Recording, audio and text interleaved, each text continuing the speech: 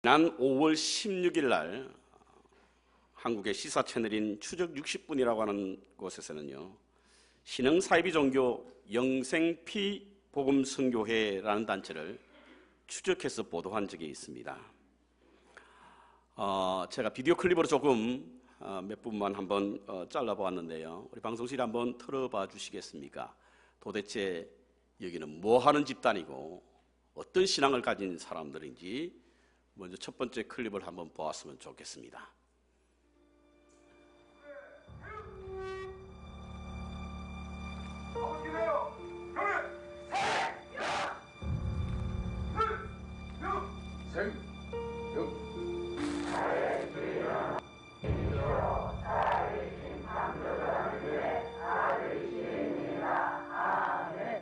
예. 그다음 이제 이렇게 이런 종교입니다. 이런 종교인데요. 이들이 이 클립은 제가 좀 말씀드리면 갖다 들어주시기 바랍니다. 이와 같은 종교가 좀 잠깐 끊으셔야 됩니다. 종교가 어떤 이런 프랙티스를 하는지, 뭐 허모시라고 하는 방송에서 그 이름을 말하지 않으니까요. 허모시라고 하는 사람을 창조주 하나님이라고 고백하는 사람입니다. 이들이 뭘 하는지 그 다음 장면 한번 볼까요?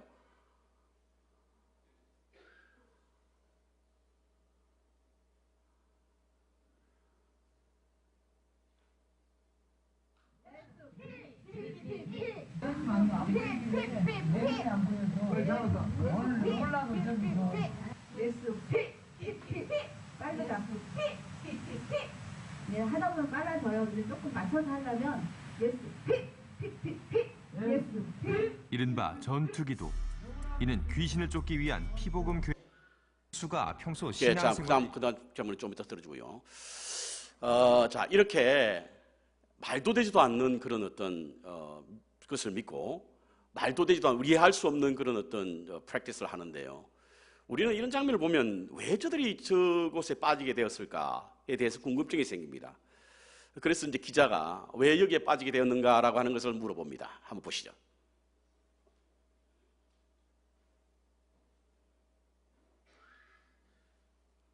신앙생활을 열심히 한 이들이라는 겁니다. 그들은 왜 이곳에 빠지게 된 걸까? 제가 그냥 얻고자 하는 그런 영적인 부분들에 대해서 만족하지 못하니까 제가 잠시 교회를 안 나가고 이제 좀 쉬고 있었어요. 그런 찰나에 이제 이분이 자기가 아주 기막힌 곳이 있다.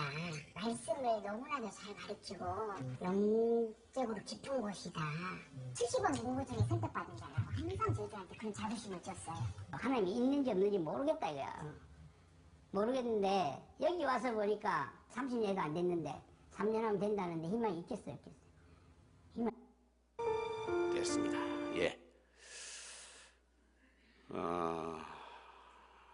이상한 말들, 이해할 수 없는 행위 등에서 어느 사이비 단체와 별반 다르지 않습니다. 이들을 보면 한결같이 우리 개신교가 사용하는 그런 성령, 보혈, 구원과 영생이라고 하는 단어를 거침없이 사용하고 있는데요. 믿지 않는 사람들이 이것을 보면 혹은 믿는 분이라고 할지라도 믿음의 오리엔테이션이 잘 되지 않는 분들은 이게 도대체 기독교인가 아닌가에 관한 그런 혼란에 빠질 때도 있습니다. 그런데 전문가들에 의하면요, 이와 같은 유사 종교가 한국에 100개 이상이 있는데 100개 이상이 있다고 합니다. 왜 이와 같은 일이 많이 생길까? 특별히 개신교의 이름으로 개신교 교인들이 왜 이와 같은 일들이 많이 일어날까? 저는 두 가지 이유라고 생각해 보면요. 첫 번째로 한국 교회와 성도들의 신앙의 교리의 허약성, 그리고 신학의 미흡함, 이런 것들이 그 이유가 될 수 있겠다라는 생각을 해보고요. 동시에 또한 말씀보다 표적과 기사를 더 좋아하고 은혜보다는 축복을 쫓는 일에 더 관심이 많기 때문에 그 허점을 이용한 저런 신흥 사이비 종교단체가 사람들을 미혹하고 있다. 이렇게 스스로 분석해 봅니다. 교회 절기로 지난주에는 성령 강림주일이었고요. 오늘은 삼위일체 주일인데요. 성령 강림이 교회의 시작이었고, 그래서 저희 교회가 성령 강림 주일날 교회 창립 기념 예배를 드린 것은 의미가 있다고 생각합니다. 오늘 그래서 성령에 관한 말씀을 함께 나누기를 원합니다. 기독교는 유일신을 믿는 종교입니다. 하나님은 한 분이라고 하는 것을 믿는 종교이죠. 그런데 한 분이시면서 삼위를 가지고 있다고 하여 우리는 하나님을 삼위일체라 부릅니다. 성부, 성자, 성령이 있죠. 저 그림의 뜻은 뭐냐면요, 성부와 성자 사이에 동그라미 있는 것은 똑같지 않다라는 뜻이고, 성자와 성령도 똑같지 않고, 성부와 성령도 똑같지 않다. 그렇지만 하나님이라고 하는 것은 똑같다, 이런 뜻입니다. 이게 삼위일체입니다. 인격적으로 다른 분이시나 본질적으로 언제나 한 분의 하나님이시고, 결코 분리되지 않고 언제나 서로가 서로 안에서 내주하며 계신다라고 하는 것이 바로 삼위일체의 교리입니다. 자, 이렇게 삼위일체 하나님을 우리가 믿고 있다고 한다면요, 우리 한번 눈을 감고 이미지를 한번 그려보겠습니다. 먼저 성부 하나님, 하나님에 대한 이미지는 어떻게 그려집니까? 하나님은 아버지죠. 아버지라 부르거든요. 그렇다고 한다면 하나님이라고 하는 이미지는 우리가 정확하지는 않지만 대략적으로 그릴 수가 있습니다. 탕자의 비유에 나오는 아버지도 하나님이시니까 아버지, 똑같지는 않지만 그래도 어느 정도 이미지가 그려집니다. 성자 예수님도 저희들이 그리는데 어려움이 없습니다. 왜냐하면 그분은 2000년 전에 역사 속에 들어오셨던 분이잖아요. 그러니까 유대 청년이었든지 어떤 색깔, 어떤 피부를 가지고 있었는지 모르겠지만 대략적으로 예수님이 이와 같은 분이실 것이다 라고 그 이미지화할 수가 있습니다. 그런데 문제는 성령님이에요.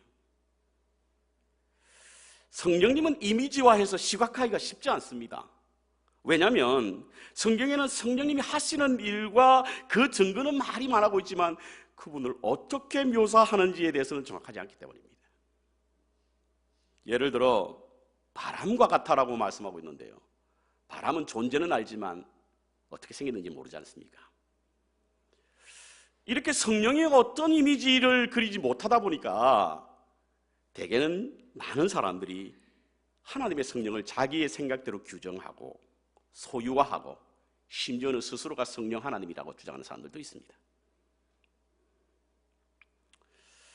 오늘 본문으로 읽었던 요한서신서가 일반적으로 교회가 세워지고 난 한 70년 후, 그러니까 기원 후 한 100년경에 쓰여졌다라고 학자들은 대략 말합니다. 그런데 이때가 언제였냐면 가장 교회에 영적인 도전이 많았던 시대가 바로 이 시대입니다. 소위 말하는 헬레니즘 문화에서 온 영지주의자들, 육신은 모두 악하고 영은 다 선하다 라고 하는 단체가 교회에 와가지고 교회를 막 흔들어 놓는 거예요. 그러니까 예수님의 육체설, 이것을 부인하는 겁니다. 예수님 시대 때는요, 여러 가지 도전을 받았는데 유대인들은 예수님의 신성을 믿지 않았고 헬라인들은 예수님의 육신을 믿지 않았습니다. 근데 우리는 예수님은 온전한 하나님이시고 온전한 인간이라고 믿지 않습니까? 그것으로 인해서 교회가 영적인 파동을 겪게 된 거예요. 영적으로 혼란하게 된 것입니다. 이때 사도 요한은 교회를 향하여 오늘 4장에 이렇게 말씀하고 있습니다. 영들이 하나님께로부터 왔는지 분별하라. 이 말씀은 무슨 뜻이냐면 모든 영이 하나님으로부터 온 것은 아니다는 이야기입니다. 그리고 3절에는 즉 그리스도로부터 온 영도 있다. 그래서 우리에게는 영을 분별해야 된다, 이렇게 말씀하고 있습니다. 저는 오늘 이 성령에 대한 바른 이해가 필요할 것이라 해서 성령 하나님은 어떤 분이신가를 말씀을 나누기를 원합니다. 그리고 특별히 우리가 지금 오해하고 있는 성령, 가장 많이 오해하고 있는 성령에 관한 말씀을 몇 가지로 나누려고 하는데요. 첫 번째로는 성령은 인격적인 분이십니다. 성령은 인격적인 분이세요.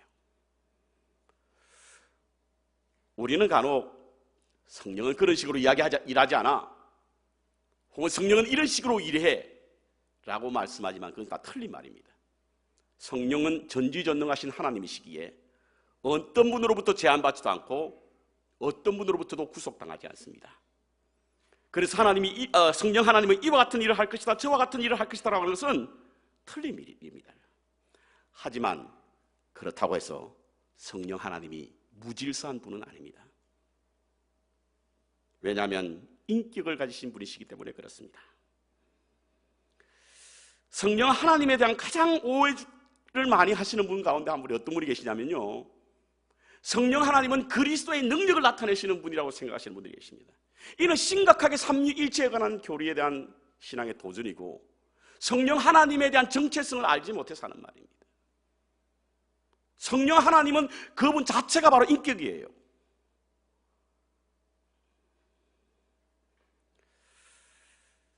성령이 물질로 보는 분들이 있습니다. 성령은 물질이 아니고 인격이죠. 그래서 예수님께서도 성령, 보혜사 성령을 말하실 때요, 사물을 나타내는 지시대명사를 쓴 것이 아니라 인간을 나타내는, 사람을 나타내는 인칭대명사를 썼습니다. 그래서 그것이라고 하지 않고 그분이라고 했어요. 이것이라고 하니까 이분이라고 하신 거예요.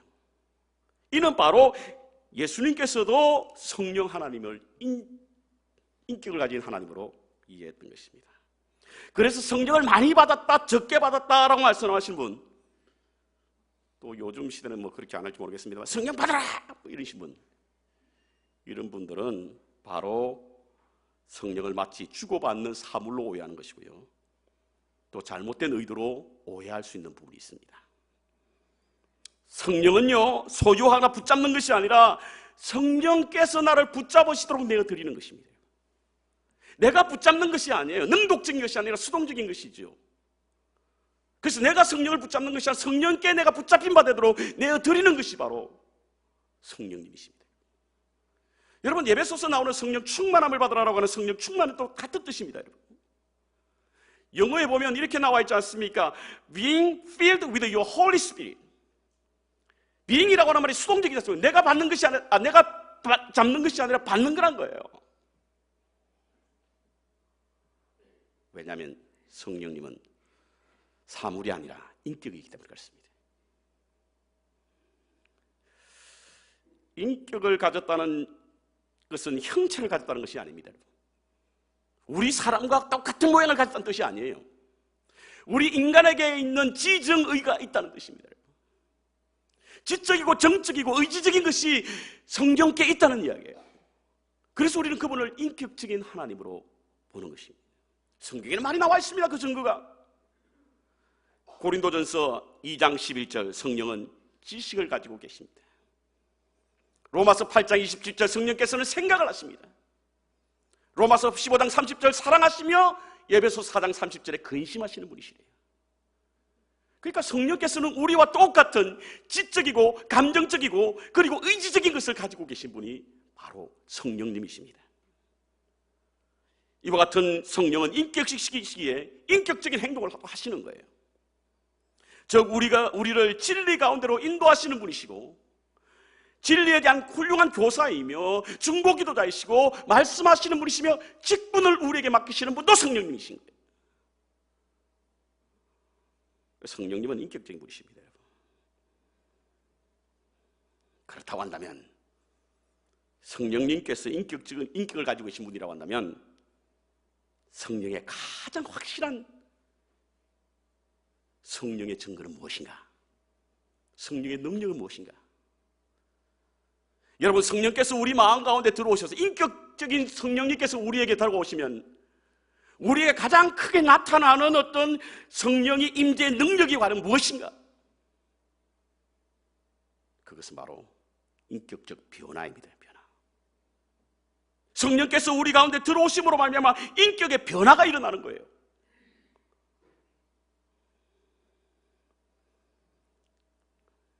제가 처음 교회에 부임했을 때에 말이 빨랐죠. 지금도 빠릅니까? 지금은 괜찮아요. 빠르고 막 열정적으로 막 설교하고 침이 튀고 막 이러니까 어떤 분들이 야, 성령 충만하다. 좋게 보는 분이 그렇게 했다는 거예요. 다 그렇게 보는 게 아니라 좋게 보는 분이 성령이 충만하다 뭐 이렇게 말씀하시는데 그것으로는 성령의 충만함을 말할 수는 없습니다. 그것이 성령의 충만함이 아닙니다. 또 어떤 분들은 많은 여러 가지 응사를 가지고 있기 때문에 그분이 성령의 충만한 분이라고 말씀하시는데 그러나 그것도 전부는 아닙니다. 왜냐하면 귀신들도 그와 같은 일을 하잖아요. 귀신들도 하거든요. 성령의 임함의 가장 확실한 증거는요, 귀신도 할 수 없고 사단도 할 수 없는 인격의 변화입니다. 그것이 성령이 우리 가운데 오신 가장 분명한 증거예요. 왜냐하면 성령은 인격적인 분이기 때문에 그렇습니다.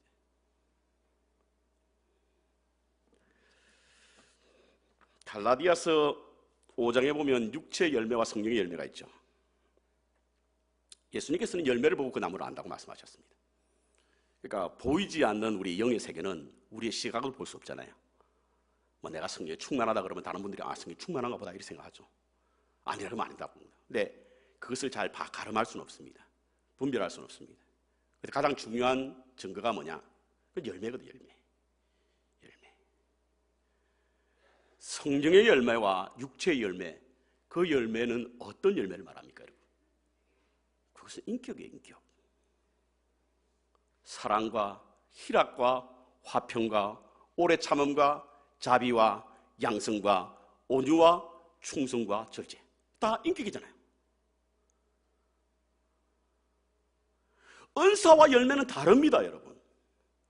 그러나 분명한 것은 이분이 성령에 충만한 분이냐 아니냐는 것은 인격의 변화가 오는 거예요. 그래서 그 열매를 주렁주렁 맺어가는 것입니다. 믿음 생활을 해도 인격적 변화가 일어나지 않는 분은 아무리 능력을 행사한다고 할지라도 성령의 임함을 확신할 수가 없습니다.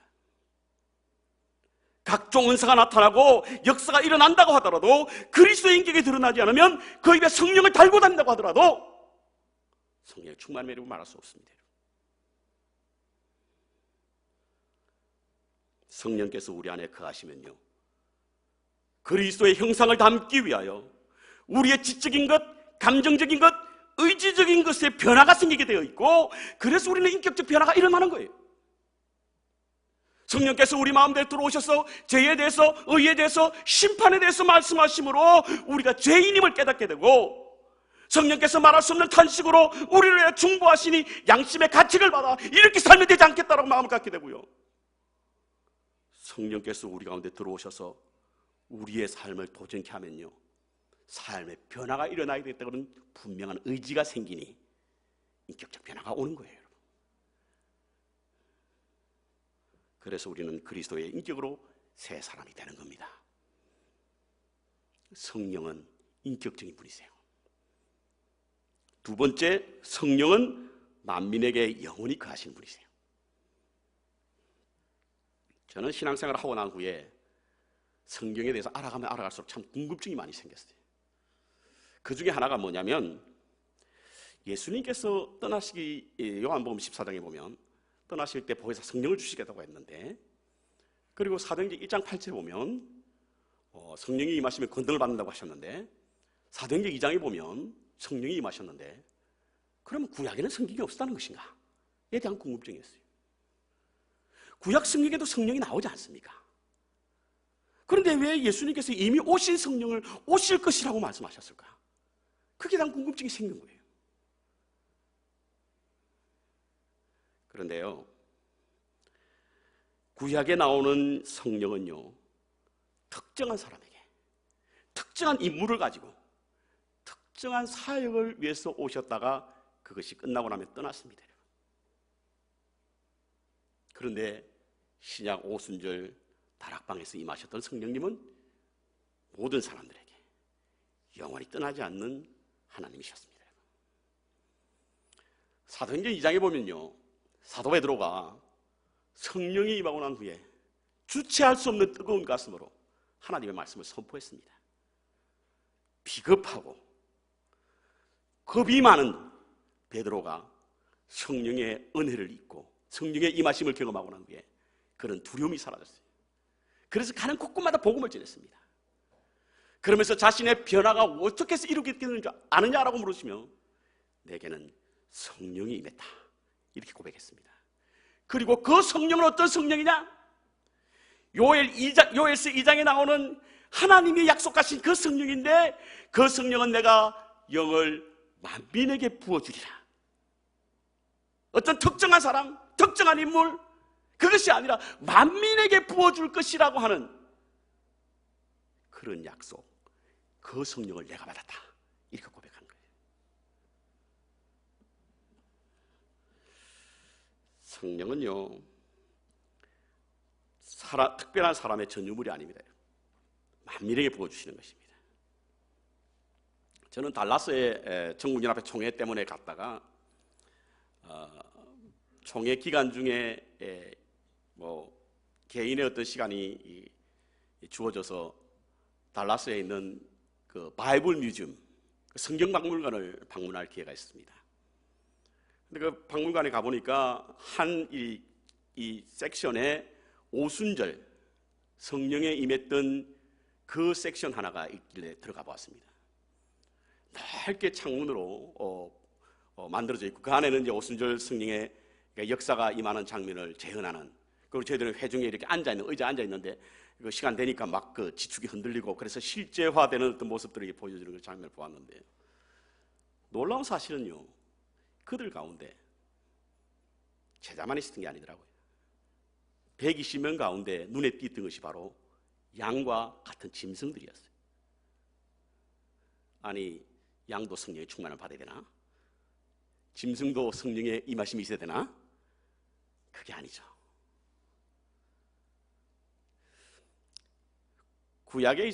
예수님 시대에 있어서 양치는 목자는요 가장 천한 직업이었습니다. 왜? 그들은 안식일을 지킬 수 없기 때문입니다. 양들은요 잠깐 묶어놨다가, 목자들은 양을 잠깐 묶어놨다가 갔다 올 수 없어요. 목자는 양과 함께 먹어야 하고 양과 함께 쉬어야 되고 양과 함께 지내야 됩니다.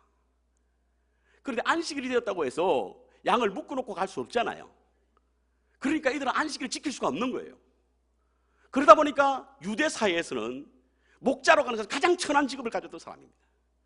그런데 오순절 다락방에 양이 있었다는 뜻은 무슨 뜻이죠? 목자도 있었다는 거예요. 짐승이 있었다는 것은 무엇을 의미하죠? 천한 사람들이 있었다는 거예요. 그렇습니다, 여러분. 만민이라고 하는 의미는요, 말씀을 전하는 자, 가르치는 자, 교회 집사나 권사 이런 그게 아니라는 거예요. 어떤 사람이든 간에 빈부의 격차, 지위 고하, 나이에 많고 적음에 상관없이 만민에게 보여준다. 뿐만 아닙니다, 여러분. 요한복음 14장 16절에 보면요, 예수님께서 내가 아버지께 구하겠으니 그가 또 다른 보혜사를 너희에게 주사 영원토록 너희에게 거하게 하시겠다. 잠시 있다가 머무는 것이 아니라 영원토록 머물게 했다는 거예요. 구약 성경에는요 잠깐 있다 갔습니다, 여러분. 삼손에게도 그랬고 다윗에게도 그랬어요. 그런데 보혜사 성령은 우리에게 영원히 가신다는 겁니다. 성령께서 우리 가운데 거하심에도 불구하고 우리가 성령이 우리 가운데 영원히 거하심을 알지 못하는 이유가 무엇일까? 그러니까 성령이 왔다 갔다 한다는 생각을 하게 되는 거예요. 우리 안에 성령이 거하시는가 아니신가를 우리 확인할 수 있는 방법이 있습니다. 성경은 그런 이야기를 하고 있어요. 한번 보시기 바랍니다. 우리 안에 성령이 거하시는지 안 거하시는지 증거 몇 개를 제가 말씀드릴게요. 첫 번째로 예수님을 주님과 고백하는 것은 바로 내가 하는 것이 아니라 성령께서 하시는 일입니다. 두 번째로 하나님을 아버지라 부름도 내가 하는 것이 아니라 성령께서 하시는 일이에요. 하나님의 은혜를 깨달음도, 그리고 성령의 근심을 느끼는 것도, 마음에 하나님을 향한 거룩한 소원이 있는 것도 바로 성령이 내 안에 거신 증거예요. 그렇다고 여러분 계십니까? 안 계십니까? 안 계세요? 그래도? 적어도 없어요? 성령이 우리 안에 계시는 거예요. 계시길래 우리가 그리스도를 주님이라 고백할 수 있고요, 하나님을 아버지라 부르는 것이고요, 하나님의 은혜를 깨닫게 되는 것이고요, 성령의 근심을 우리가 느끼지 않아요. 마음에 하나님의 거룩한 소원을 담지 않습니까? 그것은 내 능력과 내 의지가 아니라 성령께서 하시는 일이에요. 이게 성령께서 우리 안에 거하시는 증거라고 하는 사실인 것입니다. 그렇다면 왜 우리는 우리 안에 성령의 거하심을 느끼지 못하는 것입니까? 그것은 성령께서 왔다 갔다 하시기 때문이 아니라 우리의 믿음이었기 때문입니다. 성령께서 우리 안에 거하신다라고 하는 믿음이었기 때문에 성령이 우리 안에 거하심을 알지 못하는 겁니다. 여러분, 결혼하게 되면 결혼 반지를 받죠. 어떤 분들은 좀 큰 것도 받습니다. 결혼 반지이기 때문에 소중하게 다룹니다. 귀하기 때문에. 그래서 어떤 분들은 어떤 특별한 일이 있을 때만 반지를 끼고, 그렇지 않으면 장문 깊숙한 곳에 넣어두지 않습니까? 깊숙한 곳에 반지를 넣어두었다 하더라도 반지가 있다 없다? 있죠. 어떤 분만 있다고 아느냐? 그 안에 반지가 있다라고 믿는 분만 아는 거예요. 반지를 넣어줬음에도 불구하고 내가 그 반지를 넣어뒀다라고 하는 믿음이 없는 분들은요, 비록 그 반지가 있다 하더라도 없는 것과 똑같습니다. 근데 인간은 망각의 동물이잖아요. 그러다 보니까 깊숙한 곳에 반지를 넣어뒀다가도 잊어버립니다. 계절이 바뀌고 옷을 정리하다 보면 오래되고 안 입는 옷은 버리게 되죠. 그런데 때로는 그 반지가 그 옷에 묻어서 쓰레기통으로 가게 됩니다. 반지가 있다 없다? 없는 거예요. 반지가 있게 하기 위해서 어떻게 했나고요? 반지를 자꾸 내봐야 합니다. 그래서 내가 반지가 있음을 확인해야 됩니다. 성령님도 똑같습니다. 성령님이 내 안에 계시지 않는 것이 아니라 나의 믿음이 없으므로 성령님이 안에 계신지 안 계신지 모르는 것이고, 성령님을 바라보지 못함으로 말미암아 성령을 잊어버리니 성령이 안 계신 것과 같은 거예요. 그렇습니다, 여러분. 성령님이 떠나시는 것이 아니라 우리의 마음이, 우리의 믿음이 없기 때문에 우리는 성령님이 안 계신 것처럼 행동하는 겁니다. 믿음은 무엇입니까, 여러분? 사귐이고 교제고 바라봄입니다. 성령께서 우리 가운데 계신다고 한다면 성령과의 끊임없는 교제가 이루어져야 하고요, 사귐이 있어야 하고요, 그리고 바라보아야 합니다, 여러분.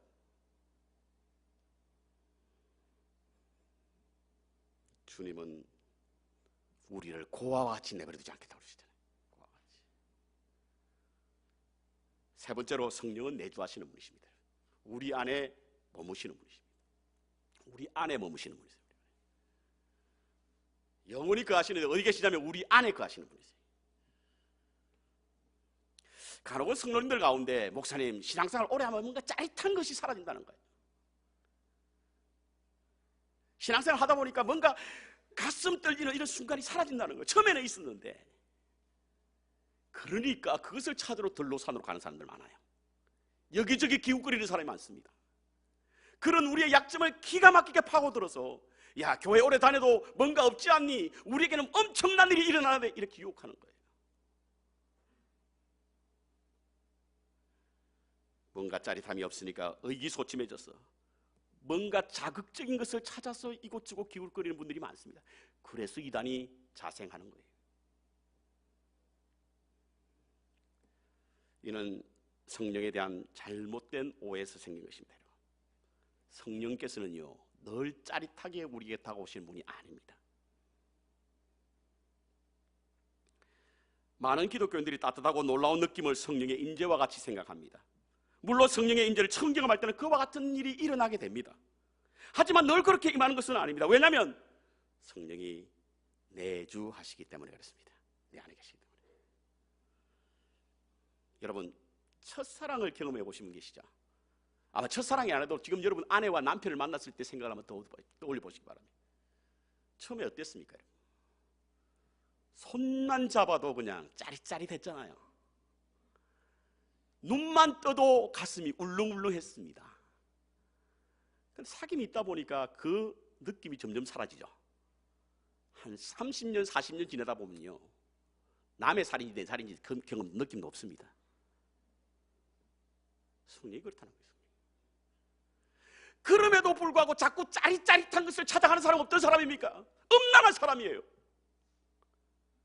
자기 안에 대한 느낌이 없다고 해서 짜릿짜릿한 것을 찾아가는 사람은 어떤 사람입니까, 여러분? 이스라엘 백성들이 40년 광야 동안에 하나님께서 함께 하셨던 은혜를 잊어버리고 가나안 땅에 들어갔더니 뭔가 짜릿짜릿한 느낌을 가지니 그것에서 절하고 그것에 굴복하고 그것에 자기의 인생을 맡기니 하나님께서 그들을 뭐라고 그랬습니까? 음란한 세대라고 그런 거예요. 성령님도 마찬가지입니다. 처음 체험을 할 때 우리 모두는 가슴 떨리는 그런 역사로 인해서 가슴 벅찬 은혜를 경험했습니다. 내 안에 하나님의 영광의 만남을 통한 화학 반응이 일어나니까 가슴 두근두근해지는 시간도 있었습니다. 그래서 새 사람이 되고 새로운 세계를 경험하게 되니 가치관이 달라지고 없던 하늘의 소망을 갖게 되니 우리가 얼마나 기쁘고 즐거웠는지 모릅니다. 그러나 시간이 지나고 감동이 없다고 해서 하나님이 떠난 겁니까? 그렇진 않잖아요. 아내에 대한 사랑이 감동이 없다고 해서 식어진 건 아닙니다, 여러분. 여전히 아내는 있고요, 여전히 남편은 그대로 있는 겁니다. 우리 주 성령께서도 마찬가지입니다. 그분은 우리 안에 머무시고 늘 우리에게 속삭이시며 우리가 하나님의 소유라는 사실을 알게 되고 깨닫게 하고 그리고 그분의 보호를 받고 있다는 사실을 알게 하시는 분이 바로 성령님이십니다. 성령님은 영원히 계시지만 우리 안에 계시는 분이십니다. 가끔은요, 영을 분별할 때에 어떤 신비한 현상을 보고 저분은 참 성령이 충만하다, 이런 말씀들을 하는데요, 이건 매우 위험한 겁니다, 여러분. 왜냐하면 동서고금을 막론하고 어느 종교에나 마법과 같은 일은 벌어집니다. 여러분, 모세가 이스라엘 백성들을 구원하기 위해서 애굽 땅에 갔잖아요. 10가지 재앙을 보였을 때에 애굽의 마법사들도 모세가 한 일을 그대로 따라 했습니다. 오늘 우리 사회에 점쟁이도 미래를 말하고요, 무당들도 병을 고치잖아요. 그것이 다가 아니라는 거예요, 여러분. 그러한 현상만으로 하나님의 영과 악한 영을 분별하려고 한다고 한다면 우리는 분명 혼란에 빠질 수가 있습니다. 이단들의 쫓기는 사람들 보면요, 병 고쳐서 그쪽에 간 거예요. 병을 고쳤더니 참 신인 줄 착각하는 거죠.